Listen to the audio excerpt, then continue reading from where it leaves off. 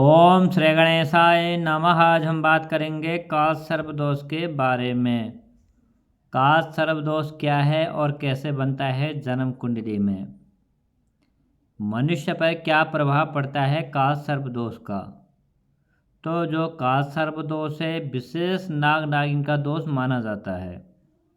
बहुत से आचार्य बहुत से लोग ये सोचते हैं कि जो काल सर्पदोष है वो पितृदोष है, जो कि पितृदोष नहीं होता। यहाँ नाग नागिन का दोष होता है, तब जाके हम मंदिर में पूजा करवाते हैं नाग नागिन का।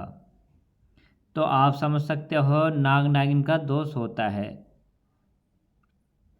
तो ये कैसे बनता है और कब बनता है और क्या क्या परेशानी आती है, इस विषय में पूरी जानकारी प्राप्त करेंगे इस वीडियो से। तो जो नाग नागिन का दोष होता है ये बहुत भयंकर दोष होता है। इसमें बहुत ज़्यादा कष्ट आते हैं, परेशानी आती है, रुकावटें आती है। तो इस दोष में बहुत प्रकार की परेशानी आती है, जैसे कि पढ़ाई क्षेत्र हो गया, सरकारी नौकरी क्षेत्र हो गया, व्यापार क्षेत्र हो गया, विवाह क्षेत्र हो गया, संतान क्षेत्र हो गया, सुख क्षेत्र हो गया, धन क्षेत्र हो गया। हर चीज़ में परेशानी आएगी। अगर आप सरकारी नौकरी की तैयारी कर रहे हो तो आप कितनी भी तैयारी कर लो, कहीं ना कहीं आपको असफलता की प्राप्ति होगी, क्योंकि यहाँ दोष बहुत भयंकर दोष होता है, जो कष्ट देने वाला होता है, रुकावट करने वाला दोष होता है। तो हम जानते हैं कि जन्म पत्रिका में कैसे देखते हैं यहाँ का सर्व यानी कि नाग नागिन का दोष। तो यहाँ 12 घर होते हैं 12 राशि के अनुसार। तो यहाँ पहला घर माना जाता है, यहाँ कोई सा भी अंक लिखा होगा यहाँ से हम पहले ही घर माना जाता है। इस तरीके से गिनते हैं 1 2 3 4 5 6 7 8 9 10 11 12। तो हर घर यानी कि हर भाव अपने लिए अनेकों प्रकार की जानकारी देने में समर्थ होते हैं।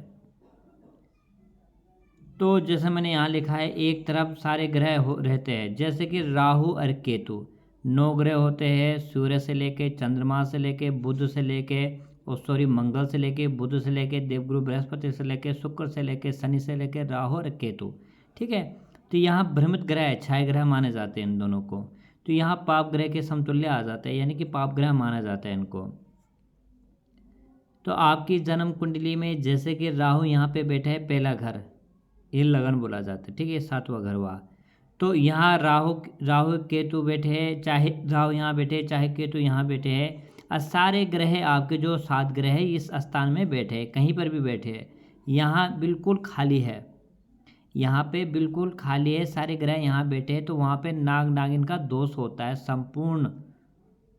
चाहे राहु केतु यहाँ बैठे हैं और यहाँ खाली है, ग्रह यहाँ बैठे हैं सारे, तब भी राहु केतु नाग नागिन का दोष होता है। ठीक है, राहु यहाँ बैठे हैं, केतु यहाँ बैठे, सारे ग्रह इस लाइन के इस साइड बैठे हैं, चाहे इधर बैठे हैं, तब भी नाग नागिन का दोष होगा, क्योंकि सारे ग्रह एक साइड बैठे हैं। राहु यहाँ बैठे हैं, केतु यहाँ बैठे हैं, और यहाँ पे ऊपर खाली है, और यहाँ सारे ग्रह है। तो यहाँ पे जो खाली है इस स्थान में, तब भी नाग नागिन का दोष होगा। राहु यहाँ बैठे हैं, केतु यहाँ बैठे हैं, चाहे राहु यहाँ केतु इधर बैठे, राहु यहाँ बैठे, और यहाँ पे ग्रह है इस साइड, सारे मतलब सारे खाली है, तब भी नाग नागिन का दोष होगा। तो इन स्थानों में बैठने से, एक तरफ बैठने से नाग नागिन का दोष होता है।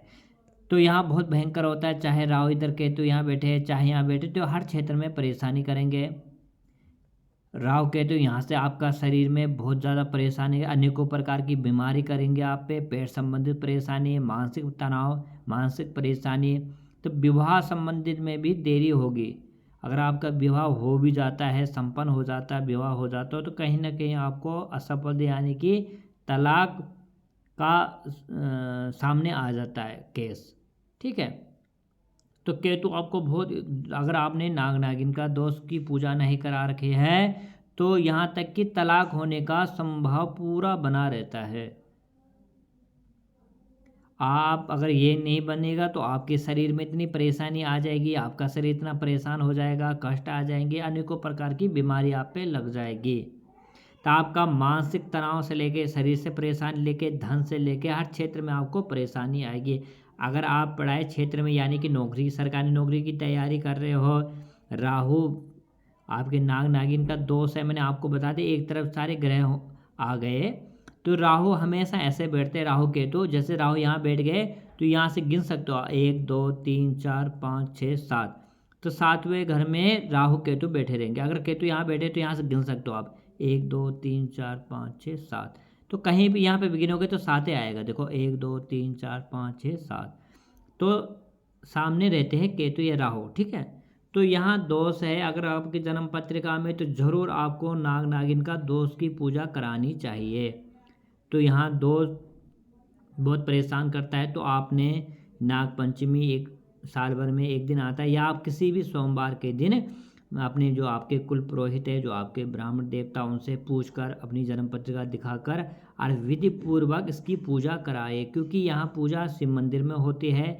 शिव की पूजा करने से, नाग नागिन की पूजा करने से आपके सारे दोष दूर हो जाते हैं।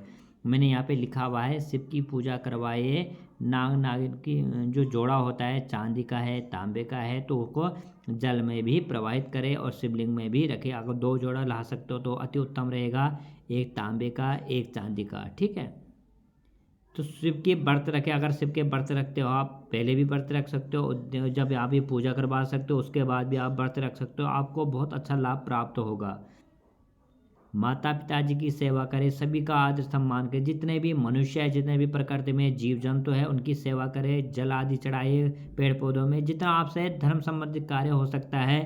और प्रतिदिन अगर आप नाग नागिन का जाप करते हो, जैसे कि समस्त सर्व देवताए नमः, समस्त नाग देवताए नमः, ओम का उच्चारण जरूर लगाए।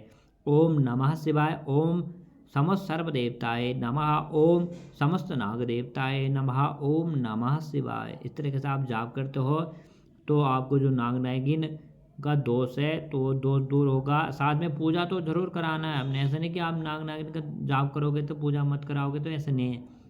तो आपने पूजा जरूर करानी है। तो आप समझ सकते हो यहाँ पितृदोष नहीं होता है, पितृदोष नहीं होता क्योंकि ये छाया ग्रह है, ठीक है। तो पितृदोष कैसे होता है, क्या होता है, इस विषय में भी हमने वीडियो बना रखे है, फिर भी दोबारा वीडियो बनाएंगे। तो आप समझ सकते हो कि जो काल सर्प दोष बोला जाता है, यह नाग नागिन का दोष होता है।